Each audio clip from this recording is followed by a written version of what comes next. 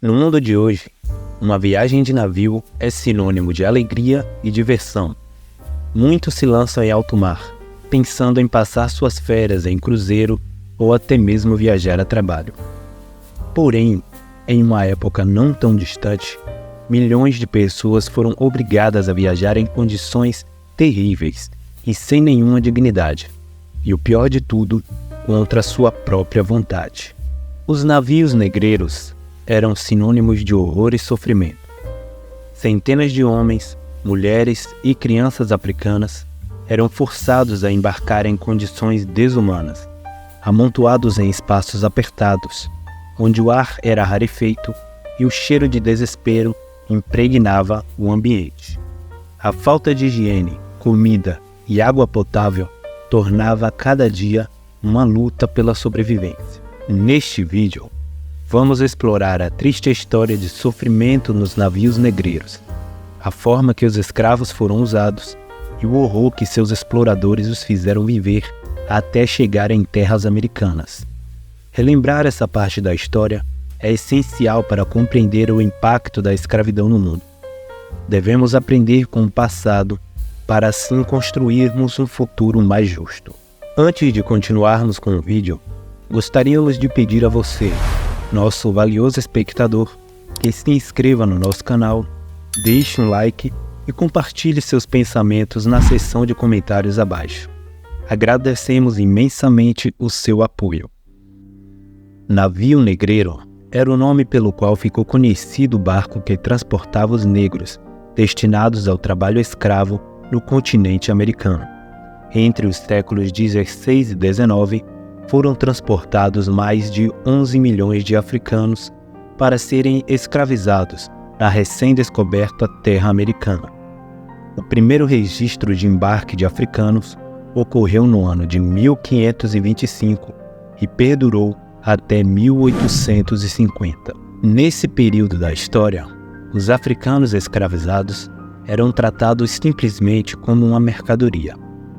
Devido a isso, o tratamento que levavam de seus exploradores era o pior possível. Os escravizados eram transportados amontoados e confinados nos porões dos navios, em viagens que podiam durar até 2 meses no mar. Homens e mulheres ficavam em compartimentos separados. Eles eram mantidos sem roupas, em espaços apertados que mal davam para permanecerem sentados. Os homens, na maioria das vezes, permaneciam acorrentados por boa parte da viagem para evitar possíveis revoltas. Já as mulheres escravizadas sofriam constantes abusos por parte da tripulação do navio. A maioria dos escravos eram jovens e crianças, entre 8 a 25 anos. Por vezes, era permitido que fossem levados alguns pequenos grupos de escravos para o convés, com o pretexto de um banho de sol e exercícios físicos. Porém, ali eles também eram obrigados a dançar e cantar para os colonos, sob a ameaça do chicote, fazendo disso a sádica diversão dos europeus e o triste desespero dos escravizados. As condições nos navios eram precárias. Os escravos ficavam alocados em um lugar sem ventilação nem higiene adequada. Para limpar o corpo, só podiam se enxaguar 2 vezes durante toda a longa viagem, que durava meses. Além disso, a alimentação era escassa e bastante restrita. Recebiam apenas pequenas porções de farinha com carne seca e um pouco de água. Devido à viagem em alto mar, os enjoos eram uma realidade constante e acabavam ocasionando vômitos nos porões da embarcação. Com certa frequência, ocorria a limpeza dos porões com água do mar e vinagre para eliminar o terrível mau cheiro. Devido a isso, diversas doenças se proliferavam nos navios, como o sarampo, diarreias e escorbor. Eram poucos os escravos que conseguiam chegar em terra firme com vida.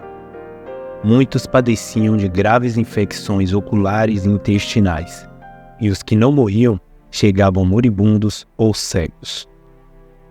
Muitos escravos, ansiando pela liberdade, promoviam revoltas no navio.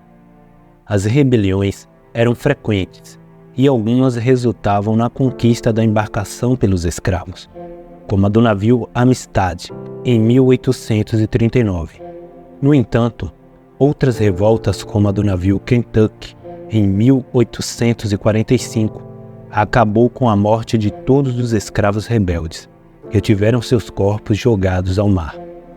Os escravos que sobreviviam às revoltas eram castigados como exemplo para os outros não tentarem o mesmo. Após mais de 40 dias de viagem, os escravos africanos chegavam em terras brasileiras em um estado físico muito ruim.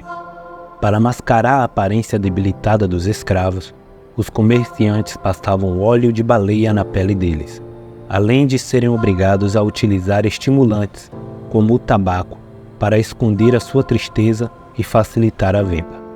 À medida que a captura e o tráfico de escravos deixaram de ser um negócio lucrativo para o mercado internacional, as condições dos navios negreiros pioraram. A Inglaterra, no ano de 1840, praticamente um século após se tornar o maior comerciante de escravos do mundo, passou a proibir o transporte negreiro. Com esta mudança, o comércio de escravos passou a ser considerado ilegal. Parte da frota britânica passou a fiscalizar as rotas utilizadas para este comércio e capturava os navios negreiros. Para evitar que fossem pegos e presos, muitos capitães destas embarcações ordenavam que jogassem os escravos ao mar e aumentavam ainda mais as crueldades feitas aos escravizados. Por fim, o comércio de escravos só se encerrou em 1850, quando foi decretada a Lei Eusébio de Queiroz. Imagine como era terrível estar a bordo de um desses navios, em meio ao vasto oceano, sem terra à vista. Nas entranhas da embarcação, homens, mulheres e crianças encurralados e amontoados, como peças de um quebra-cabeça macabro. A incerteza e o medo eram companheiros constantes. Embora essa triste jornada tenha começado nas profundezas da escravidão, ela também nos lembra que a força da cultura e da esperança nunca podem ser apagadas. Os africanos arrancados de suas terras natais trouxeram consigo tradições ricas e uma herança que enriqueceu profundamente a cultura do Novo Mundo. Ao compreendermos o passado, somos inspirados a criar um futuro onde todas as pessoas sejam tratadas com dignidade, respeito e igualdade, independentemente de sua origem. Espero que tenha gostado do vídeo de hoje. Não esqueça de deixar o seu like e a sua inscrição, para que assim possamos continuar a compartilhar histórias como essa para você. Muito obrigado por chegar até aqui e até a próxima.